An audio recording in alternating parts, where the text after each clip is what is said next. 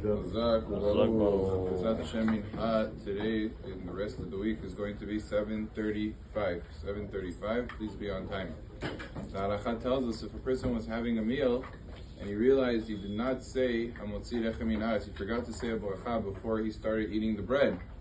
So the Halacha says that if he's continuing to eat bread, then he's required to say Hamotzi lechem min haaretz. And the fact that he didn't say it originally doesn't mean that he shouldn't say it at a later point. However, if he already finished his meal, so then he's no longer able to say Hamotzi lechem min haaretz, because you cannot say Hamotzi on the past. It has to be on something that you're having in the future. And one of the solutions the Shulchan Aruch writes is that, let's say he had a whole meal and he remembered he did not say Hamotzi. If he could go and eat a little bit more bread, he doesn't have to have a lot, he wants to have a little bit more bread in order to be able to say Hamotzi. That Hamotzi is beneficial because, at least according to one or two of the opinions, it can cover all of the meal even though you said it after the fact.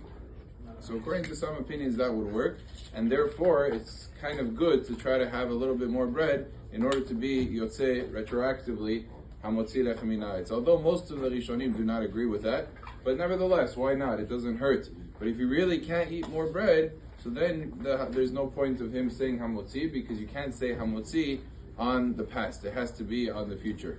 Another halacha is if a person is in doubt, let's say he's not 100% sure. He's 50-50. Did I say a bracha? Did I not say a bracha? I can't remember if he said. We know the halacha is, the golden rule is, safek brachot le'akel. We cannot go and make you say another bracha if we're not sure. So if he doesn't know if he said it or he didn't say it, he cannot say Hamotzi lechem min haaretz. Nevertheless, safek brachot le'akel is a fallback. The best thing to do in such a scenario is to try to find somebody else who's saying the same bracha that you potentially said. So let's say there's someone else eating bread and you're not sure if you said Hamotzi lechem min haaretz or not. So he's going to say a bracha. Say to him, have me in mind. In case I forgot to say, I want to be yotzei, I want to fulfill my obligation with your bracha. And that way he gets out of the safek. Whenever you have a possibility to avoid doubt, it's much better to take that possibility than to just go and fall back to the rule of safek brachot le'akel. But regardless, to say the bracha yourself is not an option, because that would not be allowed since it's counterproductive potentially. Baruch Adonai le'olam, amen.